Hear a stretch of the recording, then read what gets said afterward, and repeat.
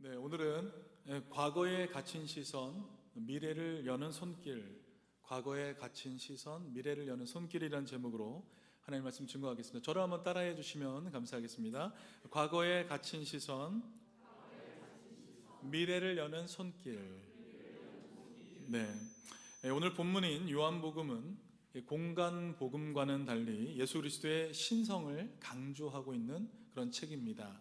특별히 요한복음 2장부터 12장에서는 표적들을 통해서 이것을 더욱더 드러내주고 있는데요. 이러한 표적들은 내가 무엇이다, 내가 무엇이다 라는 에고 에이미라는 선언을 중심으로 이루어지고, 단순한 물리적 현상을 넘어서 영원한 진리와 참 실체를 계시하는 역할을 해주고 있습니다. 예수님은 이를 통해서 에고 에이미, 내가 무엇이다, 이것을 통해서 내가 세상의 빛이다, 내가 세상의 빛이다 라고 선언하시면서 자신을 믿지 않는 유대인들의 영적 어두움을 지적하고 계십니다.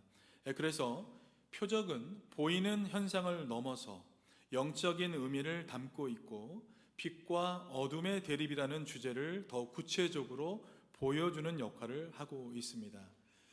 이제 요한복음은 8장에서의 논쟁이 있은 후에 예수님께서 적대적인 분위기 속에서도 빛과 어둠의 대립이라는 그 주제를 조금 더 구체적으로 보여주는 장면으로 넘어가게 됩니다. 그래서 날 때부터 맹인된 사람을 이제 선택하게 되신 것이죠. 당시 사회에서 맹인은 소외되고 고통받는 계층의 대표적인 모습이었습니다. 태어날 때부터 세상의 빛을 경험해 보지 못한 이 사람은 인간의 보편적인 한계를 상징하는 인물이라고 할 수 있는 것입니다. 맹인의 고통은 단순히 육체적인 불편함에 그치지 않고 사회적 소외와 정신적 고통을 포함하는 총체적인 고난이었다라고 할 수 있습니다. 오늘 본문은 이러한 인간의 한계 속에서 어두움에서 빛으로 역사하시는 하나님의 섭리를 보여주고 있는 것입니다. 제자들은 맹인의 상태를 보고 그 원인을 인간적인 시각에서 찾으려 했지만, 예수님은 그에게서 하나님이 하시는 일을 나타내고자 하심이라 라고 대답하시면서 고난의 원인을 인간의 죄에 국한시키는 당시의 통념을 깨뜨리고 계십니다. 맹인의 고통은 죄의 결과만이 아니라 하나님의 영광을 드러내는 도구가 될 수 있다라는 것을 선언하고 계신 것입니다. 날 때부터 맹인이었던 사람의 이야기는 육신의 어둠뿐 아니라 영적으로 어두웠던 당시 사람들의 모습을 또한 대변하고 있습니다. 그들은 눈앞의 진실, 예수 그리스도를 알아보지 못하고 율법의 잣대로 판단하고 정죄했습니다. 예수님은 이러한 영적 어둠에 갇힌 사람들에게 빛을 비추시기 위해 이 땅에 오셨으며, 맹인의 눈을 고치신 것은 단순히 육신의 질병 치유가 아닌 영적인 눈을 뜨게 하시는 사역의 중요한 표징이라고 할 수 있는 것입니다. 태어날 때부터 맹인이었던 사람처럼 우리는 때로 가난과 좌절, 질병과 고통이라는 어두운 속에서 왜 나에게 이런 일이 일어나는 걸까? 끊임없이 질문하며 고통스러워합니다. 세상의 빛, 희망의 빛을 찾지 못한 채 어둠 속에서 헤매이고 있는 것이죠.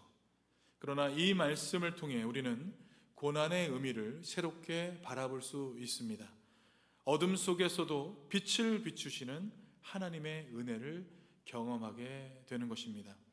오늘 말씀을 통해 고난을 어떻게 바라봐야 하는지, 어둠 속에 갇힌 우리에게 필요한 것은 빛 대신 주님의 손길임을 믿고 예수 그리스도가 우리 삶에 어떤 빛을 가져다 주시는지 함께 깨닫는 시간이 되기를 간절히 원합니다.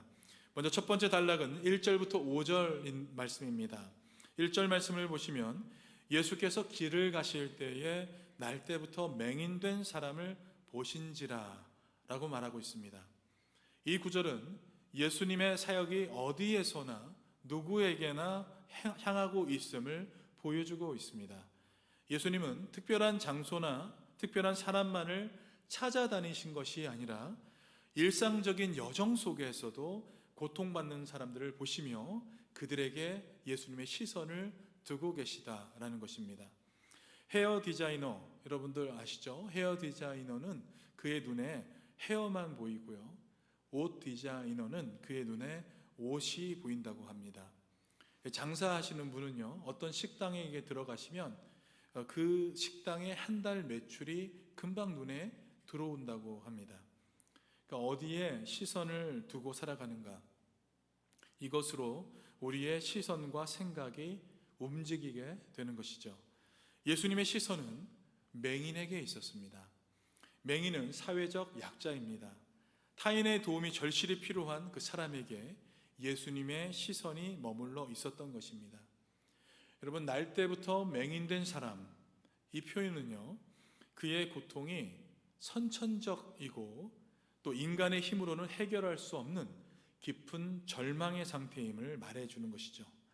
그 사람은 세상의 빛을 한 번도 보지 못했고 사회적으로도 소외된 삶을 살았을 것입니다. 이 사람에게 예수님의 시선이 맞닿아 있었던 것은 우연같이 보이지만 그 안에는 하나님의 놀라운 섭리가 들어가 있었던 것을 우리는 깨달아야 할 것입니다. 2절 말씀을 한번 보시면, 제자들이 물어 이르되 라피여, 이 사람이 맹인으로 난 것이 누구의 죄로 인함이니까? 자기니까 그의 부모니까? 제자들의 질문은 당시 유대 사회에 널리 퍼졌던 죄와 고난의 인과관계, 죄와 고난의 인과관계를 어떤 잘못된 그 신학적 관점을 보여주고 있는 것입니다. 당시 사람들은 고난을 죄의 직접적인 결과로 여겼고요, 맹인의 경우 그 자신이나 부모의 죄 때문에 이러한 고통을 겪는다고 생각했습니다. 그래서 이러한 생각은 욥기에서 나타나는 친구들의 논리와도 비슷하게 맥락을 같이 하는 것입니다. 그러나 이러한 관점은 고난의 복잡성과 신비를 제대로 이해하지 못한 것입니다. 모든 고난을 죄의 결과로 단정짓는 것은 고난을 겪는 사람들에게 더 큰 고통과 정죄감만을 안겨주는 것입니다. 타인의 고통을 쉽게 판단하고 정죄하는 것, 이것은 그렇게 마치 어두운 속에 있는 사람에게 돌을 던지는 것과 같아서 그들을 더욱 고통스럽게 만드는 행위가 될 수 있다는 것을 우리는 기억해야 합니다. 당시 사람들은 장애, 특히 날 때부터의 장애를 죄와 연관지어 생각하는 어떤 경향이 있었습니다. 이러한 생각은 출애굽기 20장 5절 말씀과 맥락을 같이 하는데요, 아비를 미워하는 자의 죄를 갚되 아비로부터 아들에게로 3, 4대까지 이르게 하거니와. 조상의 죄가 후손에게 영향을 미칠 수 있다는 그 개념, 태아도 죄를 지을 수 있다는 유대교의 전통, 그리고 시편 103편 3절과 같이 그가 내 모든 죄악을 사하시며 내 모든 병을 고치시며 라는 말씀과 같이 질병과 죄를 연결하여서 죄의 징벌로 병을 얻었다는 일반적인 인식에서 이러한 생각들이 비롯되었다라고 우리는 이해할 수 있습니다. 이러한 배경 속에서 사람들은 날 때부터 맹인된 사람의 고난은 분명히 그의 개인적인 죄 때문에 혹은 조상의 죄로 인해서 생겨난 고통이다 라고 바라보고 있었던 것입니다. 그러나 여러분, 구약 성경에서는요, 이러한 시각과 함께 장애인을 보호하고 배려해야 한다는 가르침도 함께 존재했습니다. 레위기 19장 14절 말씀을 보시면, 너는 귀먹은 자를 저주하지 말며 맹인 앞에 장애물을 놓지 말고 내 하나님을 경외하라, 나는 여호와이니라 라고 기록합니다. 신명기 27장 18절 말씀에서는 맹인에게 길을 잃게 하는 자는 저주를 받을 것이라 할 것이요 모든 백성은 아멘 할지니라. 이와 같이 구약 성경은 분명 장애인을 학대하거나 속이는 행위를 금지하고 장애인을 사회적 약자로 여기고 보호해야 한다라는 말씀을 주고 있는 것입니다. 다시 말해서 구약에는 장애를 죄와 연관짓는 그 시각과 함께 장애인을 보호해야 한다는 윤리적 가르침이 함께 공존했다라는 것입니다. 이러한 배경이 있음에도 불구하고 제자들과 사람들은 맹인이 된 것이 죄로부터 비롯되었는지를 묻고 있는 것이에요. 왜 그랬을까요? 사람은 이 타인을 대할 때 너그럽지 못합니다. 편협합니다. 자신이 보고 싶어 하는 것으로만 보려고 하는 것이죠. 그래서 내로남불 이런 말도 있지 않습니까? 그래서 우리는 과거의 어떤 사람의 모습만을 떠올리며 과거에 갇힌 시선을 갖는 것이 아니라 이 과거의 시선을 벗어나서 하나님의 시각으로 사람을 바라봐야 되는 것입니다. 그러나 예수님은 그들의 질문에 당시 사람들이 생각하지 못한 이 새로운 관점을 제시해 주고 계십니다. 3절 말씀인데요. 우리 같이 함께 읽겠습니다. 시작. 예수께서 대답하시되 이 사람이나 그 부모의 죄로 인한 것이 아니라 그에게서 하나님이 하시는 일을 나타내고자 하심이라. 아멘. 예수님의 대답은 당시의 통념을 완전히 뒤집어 엎는 혁명적인 선언이라고 할 수 있습니다. 예수님은 고난의 원인을 죄에 국한시키지 않으셨습니다. 또한 약자로 보호해야 하는 그 인식을 넘어서서 오히려 이들은 하나님의 영광을 드러내는 도구다라고 말씀하신 것입니다. 이것은 당시 사회의 지배적인 사고방식에 대한 강력한 도전이며 고통 중에 있는 사람들에게는 복음과 같은 기쁜 소식이었습니다. 왜냐하면 예수님께서 고난의 의미가 무엇인지에 대해서 명확한 대답을 주셨기 때문입니다. 모든 고난이 죄의 결과는 아니다 라는 것이에요. 모든 고통이 죄의 결과는 아니다. 때로는 하나님의 뜻과 계획 안에서 발생할 수 있다라는 것입니다. 중요한 것은 고난 속에서 하나님이 어떻게 일하시는지를 우리가 발견하는 것입니다. 그렇게 우리는 고난받는 사람들을 바라볼 때 무조건 그가 죄를 지어서 하나님의 벌을 받는다고 함부로 단정짓는 원시적 사고의 실수를 범하지 말아야 할 것입니다. 죄가 고난을 가져오는 것은 사실이지만 언제나 1대1에 상응하지 않는다는 것을 우리는 기억해야 할 것입니다. 그렇기에 장애와 고난은 죄의 우주적 결과이며 하나님이 하시고자 하시는 일을 드러내는 위장된 축복이다라는 것을 믿으시기 바랍니다. 여러분 저를 한번 따라해 주십시오. 고난은 하나님의 위장된 축복이다. 여러분 믿으십니까? 아멘. 4절과 5절 말씀을 보시면 때가 아직 낮음에 나를 보내신 이의 일을 우리가 하여야 하리라. 밤이 오리니 그때는 아무도 일할 수 없느니라. 내가 세상에 있는 동안에는 세상의 빛이로라. 아멘. 이 구절에서 예수님은 갑자기 낮과 밤 그리고 빛에 대해서 말씀을 꺼내게 되십니다. 이것은 단순히 시간적인 개념을 넘어서 영적인 의미를 담고 있는 것입니다. 낮은 예수님께서 세상에 계시면서 하나님의 일을 행하실 수 있는 시간을 상징합니다. 밤은 예수님의 사역이 끝나고 십자가의 고난과 죽음을 맞이할 때를 의미합니다. 이 사람들은 때때로 왜 나는 이렇게 태어났을까라는 질문을 던져요. 왜 나는 빌 게이츠의 자녀로 태어나지 않았을까? 왜 내 모습은 이렇게 생겼을까? 이런 다양한 궁금증들을 어쩌면 다양한 감정을 가질 수 있습니다. 하지만 이러한 질문의 핵심은 왜라는 원인을 초점에 맞추고 있다는 점에서 한계를 가집니다. 창조주의 시각에서 볼 때 우리는 모두 창조주의 작품이며 각 존재에는 분명한 목적과 의도가 있습니다. 그래서 우리가 창조주를 신뢰하고 피조물이라는 인식을 갖게 될 때 우리의 질문은 왜에서 무엇을 위해 존재하는가라고 전환될 수 있는 것입니다. 즉 존재의 이유와 목적을 탐구하는 질문으로 바뀌게 되는 것입니다. 이러한 맥락에서 예수님의 말씀을 살펴보면 더욱 깊은 의미를 우리가 발견할 수 있습니다. 예수님은 아무도 일을 할 수 없느니라 라고 말씀하시며 당신의 사역이 정해진 시간 안에 이루어져야 하는 것을 강조하셨습니다. 이것은 각 사람의 삶에도 정해진 시간과 목적이 있다는 것을 시사하는 것입니다. 우리가 봉사해야 될 시간이 있고 사역할 수 있는 시간이 있고 부르신 곳에서 함께 할 수 있는 시간이 정해져 있다는 것입니다. 또한 내가 세상에 있는 동안에는 세상의 빛이로라 라고 선언하신 것은 당신 자신이 세상의 유일한 빛임을 명확히 드러내신 것입니다. 이것은 왜 맹인으로 태어났을까라는 질문에 대한 답이 될 수도 있습니다. 맹인의 삶은 단순히 불행이나 저주가 아니라 하나님의 영광을 드러내고 물리적 치료보다 영적인 치료가 더 중요하다는 것을 보여주시는 것입니다. 따라서 중요한 것은 왜라는 질문에 갇혀서 살아가는 삶이 아니라 무엇을 위해 우리는 살아가는가, 우리는 무엇을 위해 살아가는가라는 질문을 통해서 우리 삶의 목적과 의미를 발견해 나가는 것인 줄 믿습니다. 나의 존재 자체에 의문을 갖지 마시고 존재 목적에 우리의 시선을 두시고 나 자신이 하나님의 영광이 되는 삶을 살아가는 것, 이것이 우리 하나님께서 우리에게 원하시는 삶인 줄 여러분 믿으시기 바랍니다. 아멘.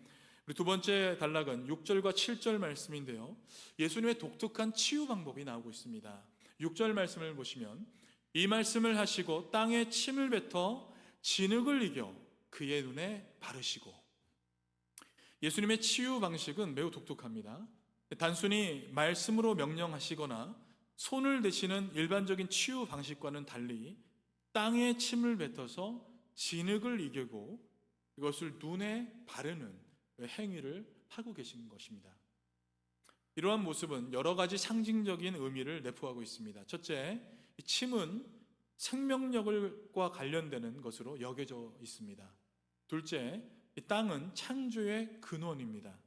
그래서 인간의 몸 역시 흙으로 지어졌다는 창세기 2장 7절의 말씀을 연상시키는 것이죠.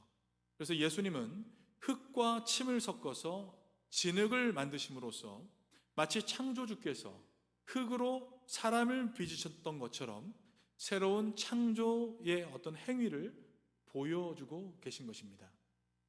이것은 잃어버린 시력을 회복시키는 것이 단순한 질병의 치료가 아니라 창조의 질서가 회복되는 사건이다 라는 것을 암시해 주는 것입니다. 문학적으로 볼 때 이 장면은 시각적인 이미지를 더욱더 강렬하게 전달하고 있는 것을 볼 수 있습니다. 맹인의 어두운 눈에 무엇을 발랐습니까?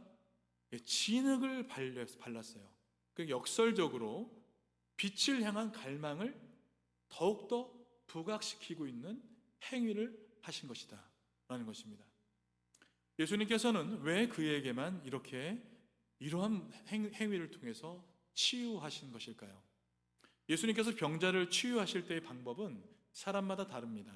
마가복음 7장 31절과 37절에 귀먹고 말 더듬는 자를 치유하시는 장면이 나옵니다.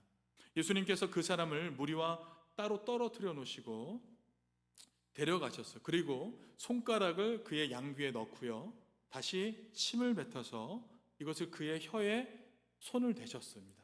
그리고 에바다라고 얘기하시면서 치유해 주신 장면이 나옵니다.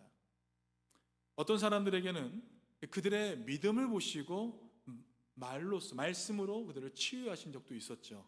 백부장의 하인, 또 귀신 들린 딸, 또 혈루증 앓던 여인을 그렇게 치료해 주셨습니다. 예수님이 이처럼 사람마다 치유하시는 방법을 달리하신 그 이유는 무엇일까? 각 사람의 필요와 상황에 맞추시기 위함입니다. 예수님은 사람들의 내면과 외면의 상태를 모두 꿰뚫어 보시는 분이십니다. 따라서 각 사람에게 필요한 그 치유의 방식 또한 정확히 알고 계시고 그 사람에게 맞는 치유 방법을 예수님께서 사용하신 것입니다. 예수님은 진흙을 바르신 후에 맹인에게 실로암 못에 가서 씻으라고 명령하시죠. 이 명령은 단순한 위생적인 조치가 아닙니다. 이것은 맹인의 믿음과 순종을 시험하는 행위예요. 여러분 한번 떠올려 보십시오. 맹인이 지금 진흙에 눈을 가렸습니다. 가뜩이나 안 보이는데 더 안 보여요. 그런 상태에서 예수님의 말씀을 듣고 실로암 못까지 걸어가야 했던 것이에요.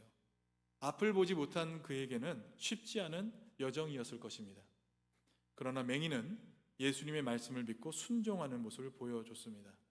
신학적으로 이 명령은 맹인을 특정한 장소로 보냄으로써 그의 치유가 단순히 예수님의 능력이 아니라 하나님의 계획 안에서 이루어진 것임을 보여주는 사건이다라고 할 수 있습니다.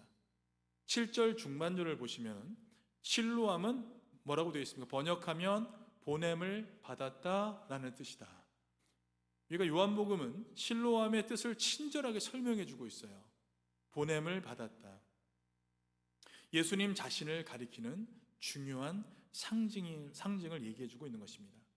예수님은 하나님 아버지로부터 세상에 보내심을 받은 분이시며 맹인의 치유는 바로 이 보내심을 받은 자를 통해서 이루어지고 있다는 것을 보여준다는 것입니다. 7절 하반절을 가서 보시면 이에 가서 씻고 밝은 눈으로 왔더라 라고 되어 있어요. 맹인이 예수님의 말씀에 순종해서 실로암 못에 가서 눈을 씻었을 때 그는 비로소 세상을 바라보게 되었습니다. 빛이 자신의 눈을 비추고 세상을 바라보던 그의 표정을 여러분 한번 상상해 보시기 바랍니다. 얼마나 기뻤을까요? 밝은 눈으로 왔더라. 이 표현에서 알 수 있듯이 그의 얼굴은 아마 천사의 얼굴이 되었을 것이라 생각합니다. 단순히 육신의 시력을 회복한 것을 넘어서서 새로운 삶, 빛의 세계로 그가 들어갔다는 것을 의미합니다. 이전에는 보지 못했던 것을 새롭게 보게 되었다는 의미를 내포하고 있는 것이죠. 맹인의 치유는 단순히 기적이 아니라 예수 그리스도를 통해 우리에게 주어진 구원의 빛을 보여주는 사건입니다. 육신의 눈이 뜨였던 맹인처럼 우리 역시 영적인 소경으로 살아갈 때가 있습니다. 세상의 가치관과 욕망의 눈이 멀어서 진리를 바로 보지 못하고 어둠 속에서 방황하게 됩니다. 마치 맹인처럼 어디로 가야 할지, 무엇을 붙잡아야 할지 갈피를 잡지 못하고 혼란스러워합니다. 한때 K-테크라는 IT 회사를 성공적으로 운영하던 분이 계셨습니다.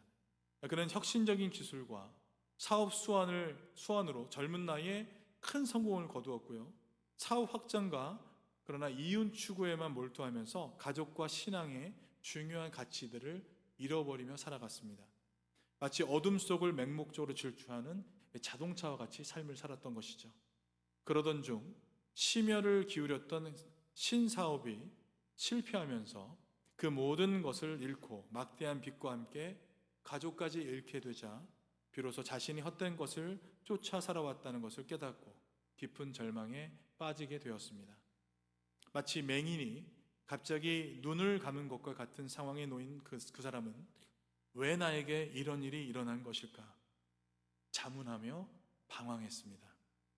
하지만 오늘 말씀, 맹인이 예수님의 말씀에 순종해서 눈을 뜨게 된 이야기에서 우리는 소망을 발견하게 됩니다. 물질적인 것에 눈이 멀어서 중요한 것을 보지 못했던 우리도 이 K-테크 사장처럼 절망에 빠진 우리도 예수 그리스도께 나아가 그분의 손길을 구할 때 영적인 눈을 뜨고 하나님의 사랑과 은혜, 진리의 빛을 새롭게 발견하며 참된 가치와 삶의 목적을 찾을 수 있게 될 것입니다. 육적인 눈이 뜨였던 맹인처럼 영적 소경으로 살아가고 있는 우리의 눈이 예수님의 손길로 다시금 열리게 되기를 우리 주님의 이름으로 간절히 축원드립니다. 마지막 세 번째 단락은 8절부터 12절 말씀인데요. 8절과 9절 말씀을 먼저 한번 보시겠습니다. 같이 한번 읽어보겠습니다. 시작. 이웃 사람들과 전에 그가 거리는 것을 보았던 사람들이 이르되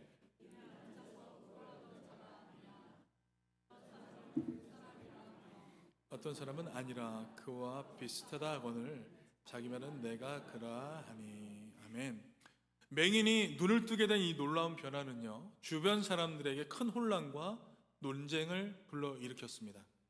매일 보았던 그 거지가요, 갑자기 눈을 뜨고 나타나자 현실을 받아들이지 못하고 모두가 혼란에 빠지게 된 것입니다. 이는 앉아서 구걸하던 자가 아니냐 질문하면서 어떤 사람은 그 사람이다 라고 하고요, 어떤 사람은 그와 비슷하다라는 말들을 하게 된 것입니다.